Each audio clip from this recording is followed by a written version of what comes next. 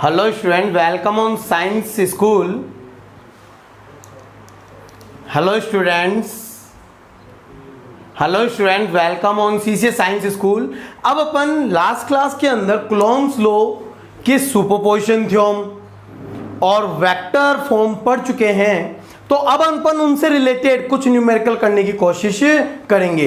जैसे आपके numerical number 1, question number 1 है 2 पॉइंट चार्ज, आपको 2 पॉइंट चार्ज दे रखे हैं। तो सबसे पहले जब अपन क्वेश्चन पढ़ते हैं तो वहां पे क्या लिखते हैं, गिवन दैट, यानी क्वेश्चन में आपको क्या क्या दिया गया है वो अपन राइट डाउन करेंगे। तो आपको दिया गया है Q1 चार्ज 2 माइक्रो कूलम, यानी 2 × 10⁻⁻6 कूलम, और दूसरा चार्ज कितना है, माइनस का 5 माइक्रो कूलम, -5 × 10⁻⁻6 कूलम। ठीक है। अब बात आती है Q1 चार्ज के कोऑर्डिनेट की वैल्यू क्या है, पोजीशन वेक्टर क्या है, small r1 vector equal to 2i cap plus j cap meter. बोलो होगा कि नहीं होगा। ठीक है। और आपके Q2 चार्ज की पोजीशन वेक्टर क्या है, r2 vector is equal to minus का 2i कैप प्लस का 4j कैप मीटर। बोलो होगा कि नहीं होगा। ये आपको पोजीशन वेक्टर दे रखी है Q1 और Q2 चार्ज की। अब आपके क्वेश्चन में क्या है, then find out electric force on Q2 charge due to Q1, यानी किस पे फोर्स निकालना है, 2 पे निकालना है, किसके कारण, 1 के कारण, F21 वेक्टर। और फॉर्मूला क्या होता है कि Q1 Q2 upon R21 square और R21 कैप। बोलो होगा नहीं होगा। तो अब अपन को यहां पे क्या चाहिए, R21 चाहिए। तो बच्चों अब मैं R21 की वैल्यू निकाल रहा हूं। R21 वेक्टर क्या होगा, R2 vector minus R1 vector. R2 vector ये रहा, R1 वेक्टर ये रहा, ये इसमें से घटाएंगे तो ये दोनों माइनस के, तो आप देखो माइनस का 2i कैप प्लस का 4j कैप, और इसको माइनस करेंगे तो 2i कैप माइनस का j कैप। बच्चों कितना आएगा, R21 वेक्टर आएगा -2 माइनस के 4i कैप प्लस का 3j कैप मीटर। इसका मैग्नीट्यूड कितना होगा, स्क्वायर रूट ऑफ -4 का स्क्वायर प्लस 3 का स्क्वायर। कितना आएगा बच्चों, 5 मीटर। ठीक है। तो अब यहां पे देखते हैं, आप सभी जानते हैं यूनिट वेक्टर क्या होता है, ये हो गया Q1 Q2 upon unit vector होता है वेक्टर अपॉन वेक्टर का मैग्नीट्यूड। तो ये हो गया R21 क्यूब। तो अब अपन क्या मान रखे इसको सॉल्व कर सकते हैं। तो यहाँ पर वैल्यू पुट करके अपन इसको सॉल्व करते हैं तो आपके F21 वेक्टर कितना हो जाएगा, सर के कांस्टेंट था जिसकी वैल्यू कितनी थी, 9 × 10⁻9 इंटू Q1 कितना है, Q1 दे रखा है 2 माइक्रो कूलम, 2 × 10⁻⁻6, Q2 दे रखा है माइनस का 5 × 10⁻⁻6 अपॉन डिस्टेंस दे रखी है इसका क्यूब, ये मैग्नीट्यूड है, और मैग्नीट्यूड कितना है 5, तो 5 का क्यूब हो गया 5 × 5 × 5, और साथ में क्या है वेक्टर, ये वेक्टर ये रही वैल्यू कितनी है, माइनस के 4i कैप प्लस का 3j कैप। बोलो होगा कि नहीं होगा। अब सॉल्व करें, 5 से ये 5 कैंसिल आउट।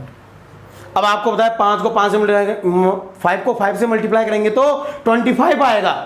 तो ये अपन क्या करते हैं, ऊपर नीचे 4 से मल्टीप्लाई कर लेते हैं, क्योंकि 25 से डिवाइड करना ज़्यादा टिपिकल रहेगा। इससे अच्छा तो अपन इसको 100 बना ले। तो मैंने 4 से ऊपर जब मल्टीप्लाई किया, 9 चौक 36 और 2 72, है ना। तो कितना हो गया 72 × 10 की पावर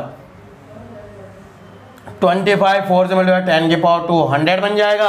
अब इसको सॉल्व करते हैं, देखना बच्चों, ये माइनस तो मैं इसके अंदर ले गया, तो ये तो बन गया आपके प्लस का 4i कैप माइनस का 3j cap Newton.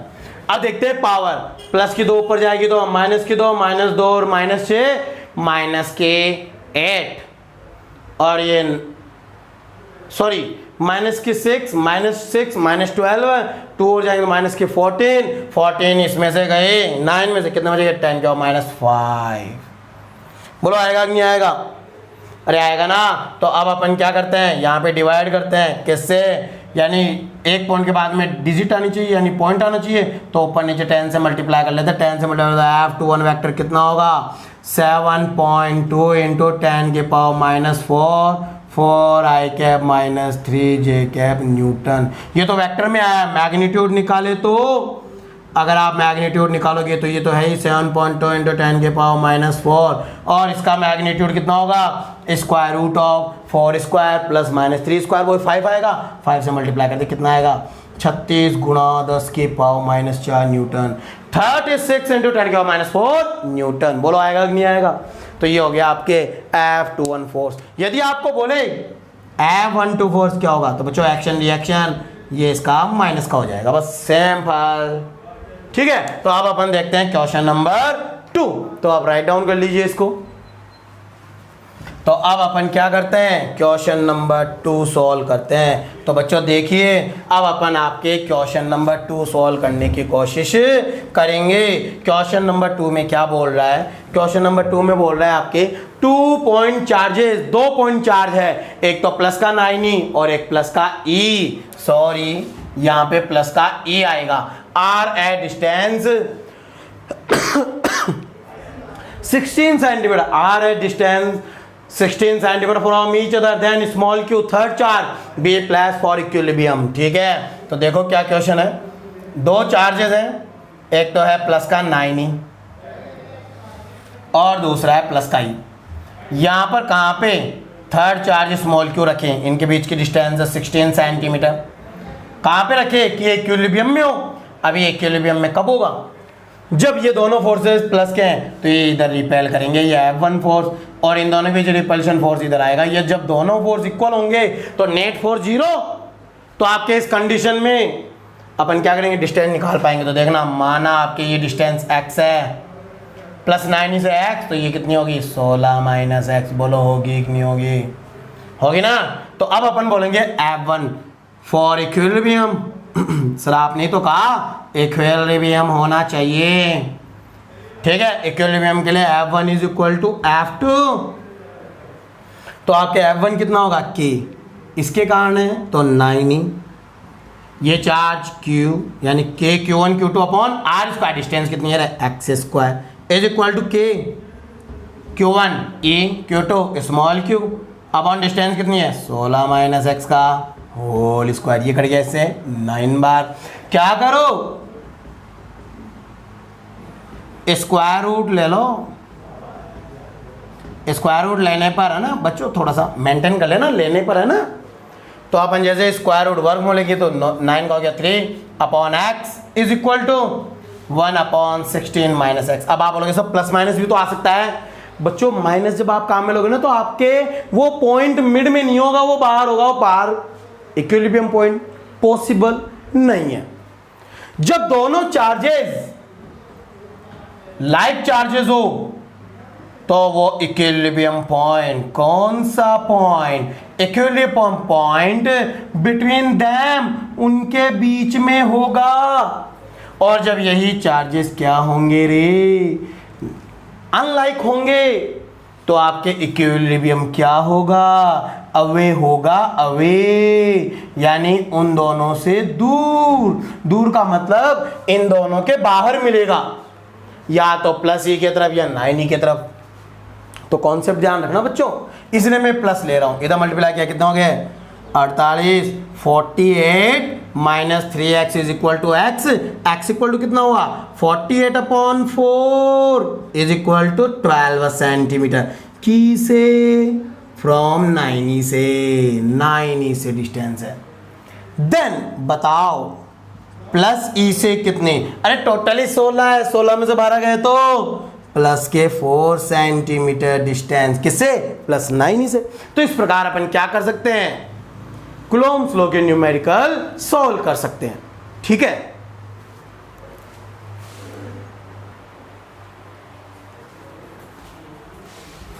Hello student, तो अब अपन नेक्स्ट क्वेश्चन देखते हैं आपके numerical.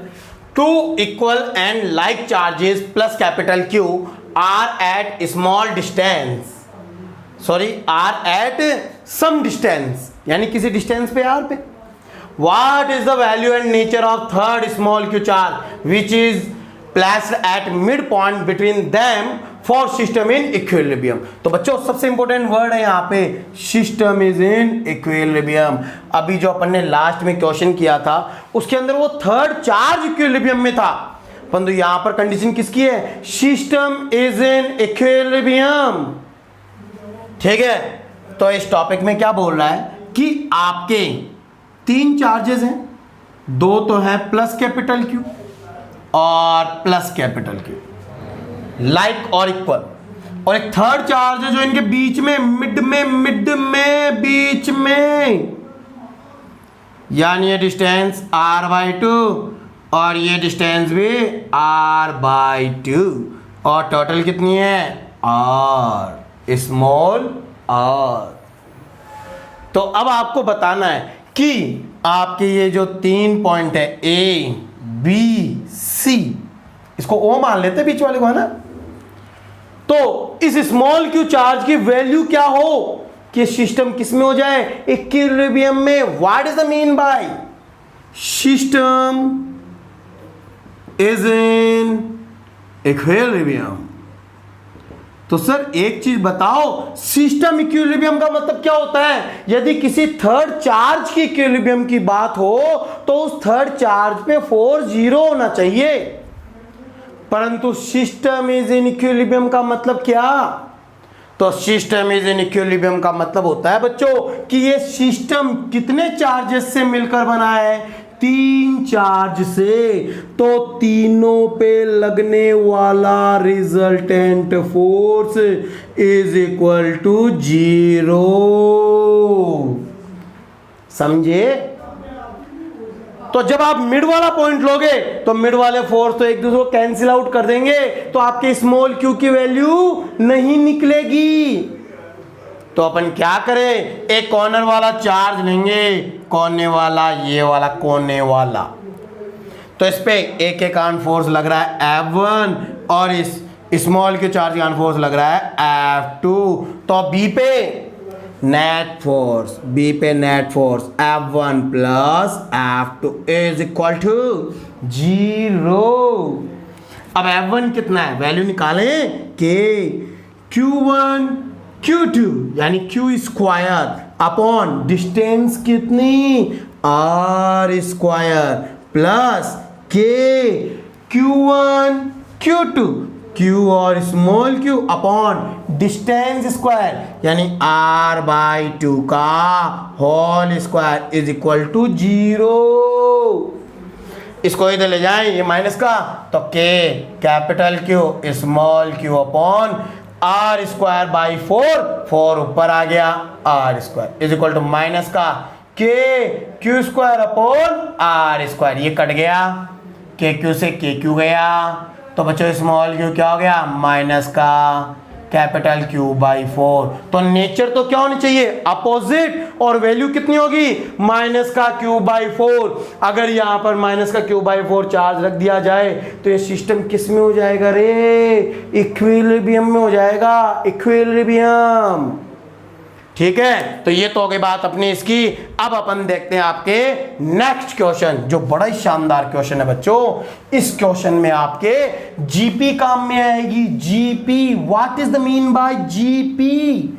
GP mean geometrical progress, और होती क्या है ये मैं तुम्हें अभी सिखा दूंगा। ठीक है ना? मैथ वाले स्टूडेंट तो बड़े तरीके से जानते हैं जीपी क्या होती है, परंतु बायोलॉजी वाले फोकस करना बच्चों, आपको जीपी भी समझ में आ जाएगी। जब एपी पता है तो जीपी क्या। ठीक है, तो देखते हैं अपन क्या बोल रहा है। 4 माइक्रोकुलाम इनफाइनाइट चार्जेस, यानी कितने चार्ज है? Infinite, are at points. कितने पॉइंट पे? x इक्वल टू 1 मीटर पे है, x इक्वल टू 2 मीटर पे है, x इक्वल टू 4 पे है, x इक्वल टू 8 पे है, डेडेडस इनफाइनाइट पे है। Then find out resultant force on 1 coulomb charge at origin। तो सर यहां पे बात किसकी चल रही है? एक्स एक्सिस की। अरे तो बच्चों एक्स एक्सिस का डायग्राम बना लो। ये ओरिजिन पे कितना चार्ज है? 1 coulomb, that is the Q0। बोलो आग्नेय, है ना? और ये हो गया आपके एक्स एक्सिस। अब x इक्वल टू 1 मीटर कितना चार्ज है Q1 जो 4 माइक्रोकुलाम के है, x इक्वल टू 2 मीटर कितना चार्ज है Q2 जो 4 माइक्रोकुलाम के बराबर है, x इक्वल टू 4 मीटर कितना चार्ज है वही 4 microcoulomb charge, x equal to ऐसी, अरे यार डेजिडस इनफाइनाइट अनंत तक जाएगा ना, इनफाइनाइट। ठीक है, तो अब बताओ सर कैसे सोल्व करें, तो आप क्या बोलोगे सर किस पे फोर्स निकालना है, ओरिजिन वाले पे, तो सारे फोर्स लगा दो, Q1 चार्ज के कारण फोर्स F1, Q2 के कारण फोर्स F2, Q3 के कारण force F3 that dash infinite. तो नेट फोर्स कितना हो गया रे, net force is equal to F1 vector plus F2 vector plus F3 vector plus that dash infinite. अरे इनफाइनाइट चार्जेस है ना, तो इनफाइनाइट। तो सर अब देखिए बताओ क्या आंसर आएगा, तो बच्चों ध्यान देना, पहला वाला फोर्स के Q1 चार्ज के कारण Q1 यहाँ पे कितना है Q नॉट अपॉन डिस्टेंस कितना 1 का स्क्वायर, डायरेक्शन कितना है बच्चों एक्स एक्सिस के अपोजिट, यानी माइनस का एक्स एक्सिस, और माइनस का एक्स एक्सिस के क्या काम लेते हैं माइनस का आई कैप, माइनस का के Q2 Q not upon 2 square I cap, minus का के Q3 Q नॉट 4 का स्क्वायर आई कैप प्लस डैश इनफाइनाइट। जब ऐसे इनफाइनाइट टर्म हो तो अपन सबसे पहले कॉमन ले लेते हैं, फिर बाद में वैल्यू रखेंगे, तो F नॉट। सर एक चीज समझ में आई, Q1 Q2 Q3 ये सब क्या है, इक्वल है, इक्वल किसके बराबर रे 4 माइक्रोकुलम, तो कॉमन लिया माइनस का के Q स्मॉल Q नॉट, और बचा क्या आई कैप भी आ गया है साथ में ना, बचा क्या 1/1 का स्क्वायर 1 प्लस, अरे माइनस किया ना बार 1/2 का square 1/4 plus 1/16 plus 1/64 plus dash infinite. तो सर ये क्या है, ये कहलाती है अपने जीपी जियोमेट्रिकल प्रोग्रेस। अरे एपी तो आप जानते हैं, एपी क्या होती है, जब अपन फर्स्ट टर्म में कोई एक स्मॉल टर्म ऐड कर दें और अगली टर्म में फिर से अपन वही टर्म ऐड कर दें और इसी प्रकार अपन ऐड करते जाएं, तो ये क्या कहलाती है आपके एपी। ठीक है, परंतु जीपी क्या होती है, जीपी आपके कहलाती है कि जब अपन किसी फर्स्ट टर्म को किसी एक स्मॉल टर्म से मल्टीप्लाई कर दें, फिर से उसको मल्टीप्लाई कर दो ए आर स्क्वायर, फिर से मल्टीप्लाई तो ए आर क्यूब, तो ये कहलाती है आपके जीपी। ठीक है, तो यानी जो फर्स्ट वैल्यू है वो क्या कहलाती है, वो कहलाती है first term, a equal to कितना रे 1। ठीक है, अब निकालेंगे small r. What is the small r, small r is known as common ratio. जैसे वहां पे क्या होता है कॉमन डिफरेंस, तो कॉमन रेशियो निकालने के लिए अपन क्या करते हैं, सेकेंड टर्म में अपन फर्स्ट टर्म से डिवाइड कर देंगे, तो 1/4 में 1 से डिवाइड कर तो 1/4 आएगा, आएगा या नहीं आएगा, अरे आएगा ना, आएगा, जाएगा कहां पे आएगा, तो small a1 r equal to 1/4, यानी 1 से छोटा, जब कॉमन रेशियो 1 से छोटा हो तो इनफाइनाइट सीरीज का फॉर्मूला होता है कितना, a/1 माइनस r। तो सर इसको अपन क्या लिख सकते हैं, आपके नेट फोर्स क्या हो गया, F not vector is equal to minus का k Q not I cap और a/1 माइनस r। अब a कितना है 1, r कितना है 1/4, तो जब अपन 1 में से 1/4 सब्ट्रैक्ट करेंगे तो कितना आएगा, एलसीएम लोगे तो 4 में से 1 गया तो 3/4 अपॉन में 3/4 इनवर्स में मल्टीप्लाई, कितना हो गया माइनस का 4/3 के Q नॉट आई कैप। बोला होगा कि नहीं होगा, क्या वैल्यू रख दूं, जैसे अपन वैल्यू रखें तो कितना आएगा देखना, माइनस का 4/3 के कितना है रे 9 × 10 की पावर 9, Q कितना है रे 4 माइक्रो, 4 × 10 की पावर -6, Q नॉट कितना है 1, और ये आई कैप। सॉल्व करेंगे तो सर ये तो कट गया इससे, तो 4 चौक 16, 4 4 16, 16 को 3 से मल्टीप्लाई किया कितना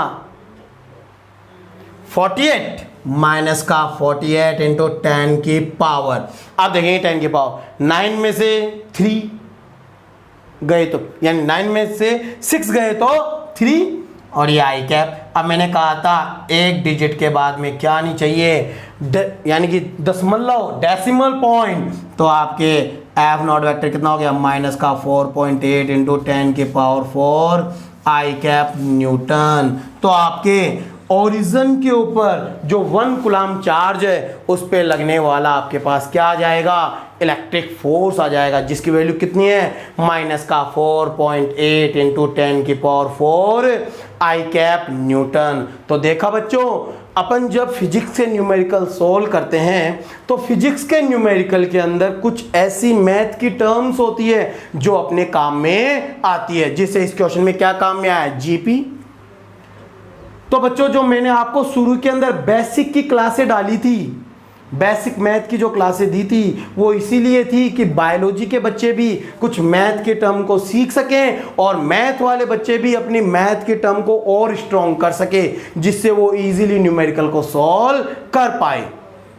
तो बच्चों जो अपने फिजिक्स में न्यूमेरिकल होते हैं ना, उन न्यूमेरिकल में सॉल्व करने के लिए मैथ काम में ली जाती है। और यदि आप इन छोटे छोटे प्रोसेस, मैथ के छोटे छोटे प्रोसेस को तैयार कर लेंगे यानी इनको सीख लेंगे, तो आप इजीली यहां पे न्यूमेरिकल सॉल्व कर पाएंगे। ठीक है, अब अपन नेक्स्ट न्यूमेरिकल देखते हैं आपके।